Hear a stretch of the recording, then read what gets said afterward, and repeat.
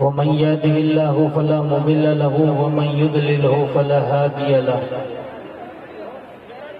ونشهد أن لا إله إلا الله وحده لا شريك له ونشهد أن سيدنا ونبينا ومولانا محمدا عبده ورسوله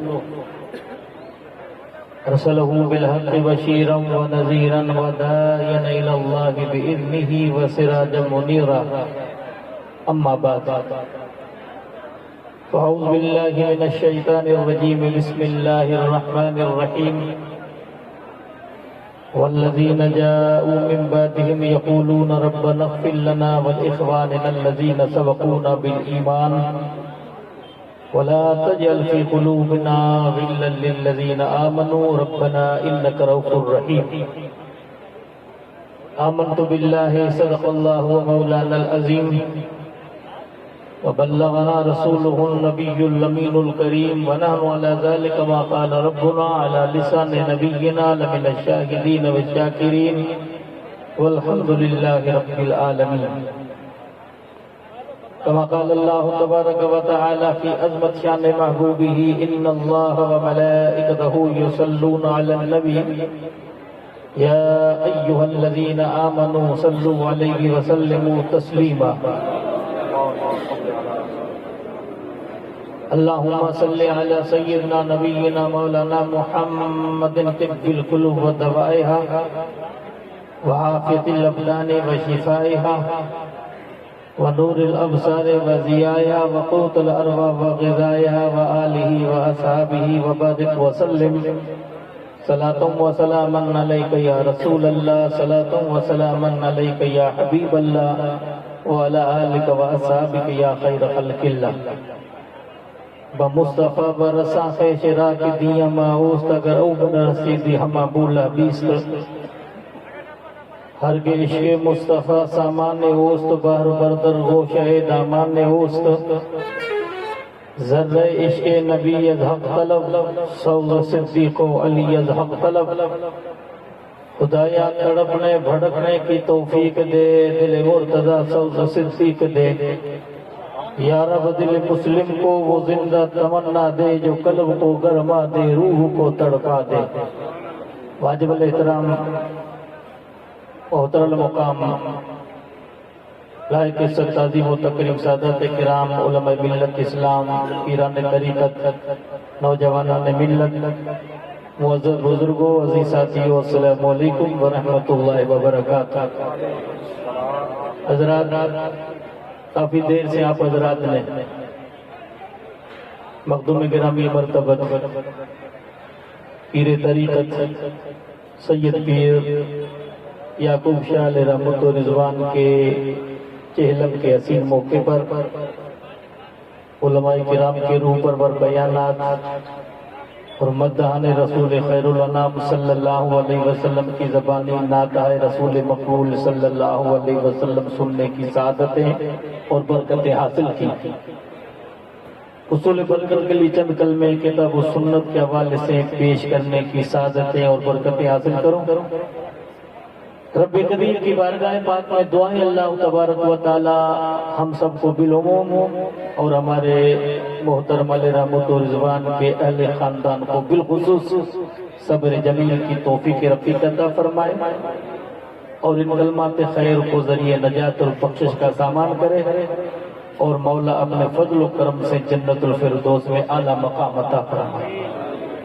آقا دو جہاں صلی اللہ علیہ وسلم ارشاد فرماتے اذا سألتم اللہ الجنت فسل اللہ الفردوس الاعلیٰ فرماتے جب اللہ تعالیٰ سے جنت کا مطالبہ کرو تو خالی جنت نہیں بلکہ جنت الفردوس مانگو کیوں انہا آل الجنت و اوسطہا وفوق عرش الرحمن ومنہ تفجر الہار الجنت جنت کے جتنے بھی درجے ہیں ان سارے درجوں میں بلند میں بالا درجہ جنت الفردوس کا ہے اور افضل میں افضل درجہ بھی جنت الفردوس کا ہے اس کے اوپر خدا کا عرش اور اللہ کے عرش سے جنت کی نہریں جاری ہوتی ہیں آقا دو جہاں صلی اللہ علیہ وسلم ایک صحابی کے شہادت کے موقع پر یہ کلمہ ارشاد فرماتے ہیں. جنگ بدر سے واپس لوٹے، اللہ کے رسول کو شاندار فتح ہوئی جس کا ذکر قرآن ہے. وَلَقَدْ نَصَرَكُمُ اللَّهُ بِبَدْرٍ وَأَنْتُمْ أَذِلَّةٌ. مولا نے بدر کے اندر تمہاری مدد کی جب تم بے سر و سامان تھے. سرور کائنات صلی اللہ علیہ وسلم واپس پلٹے، مدینہ طیبہ کے قریب پڑاؤ کیا. حضور کے صحابہ میں سے ایک صحابی تھے جس کا نام تھا حارثہ رضی اللہ تعالیٰ. رسول اللہ صلی اللہ علیہ وسلم کی سواری کے پلان کو درست کر رہے تھے. اچانک ایک تیر آیا، دل میں لگا، اسی سے صحابی کی شہادت ہو جاتی. ان کی ماں حضرت ربیع رضی اللہ تعالیٰ، جس کو ام حارثہ کے نام سے یاد کیا جاتا ہے. رسول اللہ صلی اللہ علیہ وسلم کی بارگاہ میں عرض کر دیا، یا رسول اللہ انک تعلم منزلۃ حارثہ منی. حارثہ میرا بیٹا اور مجھے اپنے بیٹے سے کتنی محبت ہے اور کتنا پیار ہے آپ کو پتا ہے. اگر تو صاحب اولاد ہے، تجھے اولاد کا غم یاد ہے. اگر وہ جنت میں ہو تو احتسب و استغفر، تو میں اللہ کی بارگاہ میں اس کے لیے دعائے خیر بھی کروں اور صبر بھی کروں. اور جنت کے سوا اگر دوسرے راستے میں ہوں تو پھر میں رونے میں کوشش کروں. اجتہد بالبکا. تو آپ کیا فرماتے ہیں؟ احبل کی کہتے ہیں عقل خراب تو نہیں ہو گئی ہے؟ انہا جنان کثیرون، یہ تو بہت سارے باغ ہیں. وَإِنَّ ابْنَكَ فِي الْفِرْدَوْسِ الْأَعْلَىٰ، تیرا بیٹا تو جنت الفردوس میں پہنچ چکا. اور پھر فرماتے ہیں اذا سألتم اللہ الجنت، جب اللہ سے جنت کا مطالبہ کرو تو خالی جنت نہیں کہ ہم اپنے انداز سے مانگتے ہیں، دینے والوں اپنے حساب سے دیتا ہے. وَمَنْ يَتَّقِ اللَّهَ يَجْعَلْ مَخْرَجًا وَيَرْزُقْهُ مِنْ حَيْثُ لَا يَحْتَسِبُ. کہ جو رب سے ڈرتا ہے اللہ کی طرف سے بندے کو اس انداز سے ملتا ہے کہ بندے کو پتہ نہیں کہاں سے ملتا ہے. اور یہاں تک فرماتے ہیں لَوْ أَنَّكُمْ تَوَكَّلْتُمْ عَلَى اللَّهِ كَمَا تَوَكَّلُ الطُّيُورُ تَغْدُو خِمَاسًا بِطَانًا. اگر تمہارا بھروسہ خدا کی ذات پر اتنا پختہ ہوتا جیسے پرندے خدا کی ذات پر بھروسہ کرتے صبح اٹھتے پھوکے اور شام کو آتے تو پیٹ بھر کر، ارادے جن کے پختے ہوں، یقین جن کا خدا پر ہو، طلاق الفیض موجوں سے گھبرایا نہیں کرتے. بندے کے ارادے اگر پختے ہوں، یقین خدا کی ذات پر ہو تو وہ آندھیوں سے بھی مقابلہ کر سکتا ہے، وہ طوفان سے بھی لڑ سکتا ہے. وہ ہر آنے والی تکلیف کو برداشت کر کے اپنے راہ کو آگے بیان کر لیتا ہے. جیسے ہمارے عزیز بیان کر رہے تھے نا ہمارے محترم سید صاحب کے بارے میں، ایک سنجیدہ مزاج اور ایک ملنسار، کہ بھئی اللہ کا اگر نیک بندہ، اللہ مساعدی فرماتے ہیں نا زبردست افتاد مرد خدا، اگر زیر دست افتاد کی برخاست. یعنی اگر کمزور انسان تواضع کرے تو اسے حاصل کیا؟ یعنی اللہ کا محبوب بندہ، یعنی جس کو قدرت نے شان، مان، عزت و عظمت عطا فرمائی ہے، وہ اگر اپنا سر تواضع سے جھکائے تو اس میں کمال ہے. من تواضع رفع اللہ، من تکبر وضع اللہ. جو جھکتا ہے اللہ اس کو سر بلند کر دیتا ہے اور جو اکڑتا ہے وہ تو اکڑ جاتا ہے. مٹا دے اپنی ہستی کو اگر کچھ مرتبہ چاہے کہ دانا خاک میں مل کر گلے گلزار ہوتا ہے. میں تو یہاں تک اپنے الفاظ میں کہتا ہوں کہ آج خالی اہل گلسرا نہیں بلکہ بیکار کا اکثر علاقہ ان کے بغیر سونا ہو چکا ہے. کیوں؟ کہ ان کی ملنساری کو دیکھ کر، ان کی ایک عام رعایا پر رحم اور کرم کی نظر کو دیکھ کر انسان کے دل میں خیال آتے ہیں کہ مولا ایسے لوگوں کا سایہ سر سے اٹھتا جا رہا ہے، ان کا نعم الفضل مولا ہو جاتا ہے. اسی لیے تو کوئی یاد کرتے ہیں انسان کی قدر کب ہوتی ہے؟ جب انسان چلا جاتا ہے تب. اجالے کی قدر کب ہوتی ہے؟ جب اندھیرا آتا ہے تب انسان کو احساس ہوتا ہے کہ اجالا تو اچھا تھا نا. اس لیے کوئی شاعر کہتا ہے قدر فلاندہ بلبل جانے صاف دماغاں والی، قدر فلاندہ گرج کی جانے مردے کھاوڑ والے. مردے کھانے والی گدھ کو کیا خبر کہ فلاندی قدر کیا ہوتی ہے؟ فلاندی قدر کون جانے؟ جس کے دماغ صاف ہوتے ہیں بلبل جانے نا، گدھ کو غریب کو کیا خبر. تو اللہ کے بندے راتوں کو جا کر خدا کی بارگاہ میں عبادت و بندگی کیا کرتے تھے. ان کا ذکر اللہ قرآن میں بیان کرتا ہے. تتجافا جنوبهم عن المضاجع ويدعون ربهم خوفا وطمعا ومما رزقناهم ينفقون فلا تعلم نفس ما اخفي من قرة اعين جزاء بما كانوا يعملون. رب فرماتا کہ وہ بستروں کو چھوڑ دیتے ہیں اور رب کی بارگاہ میں امید اور خوف کی شکل میں رب کی بارگاہ میں دعائیں کرتے ہیں، امید اور خوف کی شکل میں، اور رب نے جو رزق عطا کیا اللہ کی راہ میں اپنے مال کو خرچ کرتے ہیں۔ اے مولا ان بندوں کو انعام کیا ملا؟ رب فرماتا ان کے آنکھوں کے ٹھنڈک کے لیے جنت میں میں نے کیا باغ تیار کیا، بندہ تجھے کیا پتہ ان کے عمل کا بدلہ اسی کی ترجمانی حضرت ابو ہریرہ حدیث قدسی میں یوں بیان کرتے ہیں ان نبی صلی اللہ علیہ وسلم ان اللہ تبارک و تعالی اقل عباد الصالحین ما لا عین رأت ولا اذن سمعت ولا خطر علی قلب بشر۔ ہاں میں نے اپنے محبوب بندوں کے لیے جنت میں وہ باغ تیار کیے ہیں تمہارے آنکھوں نے دیکھا نہیں، تمہارے کانوں نے سنا نہیں، دلوں پہ خیال گزرا نہیں، تو یہ ان سے پوچھو جنہوں نے آنسو بہائے۔ گڑ نسلہ مجھے کالیاں جا جا گڑ مکھا، ہماری زبان میں کہتے ہیں گڑ باتوں سے نہیں پہچانا جاتا ہے، کھٹا ہے کہ میٹھا ہے، جب چکھے گا تب انسان کو پتا۔ جو رات میں عبادت کرتا ان سے پوچھو، اس کو کوئی شاید کیوں بیان کرتا ہے رات پویتے بے دردانو نیند پیاری آوے درد مندانو یاد سجن جی سدھی آن جگہ۔ تو اللہ کے بندے جو درد مند ہوتے ہیں وہ اٹھ کر بستروں کو چھوڑ دیتے ہیں اور ہر سلم ہر جفا گوارا اتنا کہہ دو کہ تو ہمارا ہے۔ پچھلی راتیں رحمت ربی کرے بلند آوازہ، بخشن منگل والیا کھلا ہے دروازہ۔ تو مانگ کے تو دیکھو، عقیدت تو محبت سے مانگ کے تو دیکھو تو انسان کو پتہ چلے، ہر کسی کو پتہ نہیں۔ کیوں ہم تو دیکھ کے ہمارے عمل میں ہمارے دامن میں تو عمل ہے ہی نہیں ہے۔ تو شاید یوں بیان کرتا جی میں عملوں نے ویکھو کچھ نہیں پلے جے رحمت رب نے ویکھا پلے پلے۔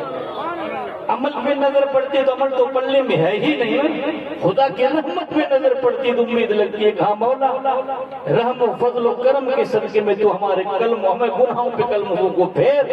تو رب فرماتا الا من تاب وآمن عمل عملا صالحا فاولئک یبدل اللہ سیئات حسنات وکان اللہ غفورا رحیما۔ ہاں جو سچائی سے عبادت کرتا ہے، جو خدا کی بارگاہ میں سچائی سے جھکتا ہے تو اللہ ان کی برائیوں کو بھلائی میں تبدیل کر دیتا، تبدیل کرنے والا مہربان۔ تو ہم آج رب قدیر کی بارگاہ میں ہمارے محترم بزرگ کے لیے جنت نہیں جنت الفردوس مانگتے ہیں۔ حضور فرماتے ہیں جب تم اللہ سے مانگو تو جنت الفردوس مانگو۔ کیوں؟ فرماتے ہیں کہ اللہ کی رحمت کی نہر جنت الفردوس میں عرش اعظم سے جا، اس کے اوپر خدا کا عرش ہے اور اللہ کے عرش پر مولا کی کرسی ہے جس کا ذکر قرآن کریم میں وسع کرسی السماوات والارض، آسمان و زمین کی وسعت کو کرسی نے گھیر لیا ہے۔ اور کتنی بڑی کرسی ہے؟ رسول اللہ فرماتے ہیں السماوات سبع فی الکرسی الا کسبت دراہم القیت فی ترس۔ ایک ڈھال کے اندر تم 7 سکے ڈال دو تو کونے میں جس طرح 7 سکے پڑے رہتے اس طرح 7 آسمان کرسی کے کونے میں پڑے رہتے ہیں۔ تو اللہ سے ان کے حبیب کے صدقے میں ہم ہمارے محترم بزرگ کے لیے جنت الفردوس مانگتے ہیں، دعائیں بخشش کرتے ہیں۔ کیوں؟ اس کا ذکر تو قرآن میں ہے۔ اللہ فرماتا سابقوا الی مغفرۃ من ربکم وجنۃ عرضها السماوات والارض اعدت للمتقین الذین ينفقون فی السراء والضراء والکاظمین الغیظ والعافین عن الناس واللہ یحب المحسنین۔ فرماتا سبقت کرو مغفرت کی طرف، دعائیں مغفرت کرو، دعائیں مغفرت کرو تو اس کے گناہ کی بخشش کے لیے نہیں، درجات کی بلندی کے لیے بھی۔ بھئی اللہ کے محبوب بندوں کے لیے ہم جو دعائیں خیر کرتے ہیں تو اس کا مطلب یہ نہیں گناہ تو خیر ٹھیک ہے انسان نبی کی ذات معصوم ہے وہ بات الگ، یہ مسئلہ الگ ہے، لیکن ہم ہمارے بزرگ کے لیے دعائیں خیر کرتے ہیں تو دعائیں مغفرت درجات کی بلند کے لیے بھی ہوتی ہیں۔ تو رب فرماتا سبقت کرو، جلدی کرو اس جنت کی طرف جس کی چوڑائی آسمان و زمین کی چوڑائی کی طرح ہے۔ وہ عزت للمتقین، اس جنت کو اللہ نے پرہیزگاروں کے لیے تیار کیا۔ کون؟ الذین ينفقون فی السراء والضراء والکاظمین الغیظ والعافین عن الناس واللہ یحب المحسنین۔ وہ نیکوکار ہیں جو اللہ کے راہ میں اپنے پاکیزہ مال کو خرچ کرتے خوشی اور تنگی میں اور لوگوں کو معاف کرتے ہیں، غصے کو پی لیتے ہیں۔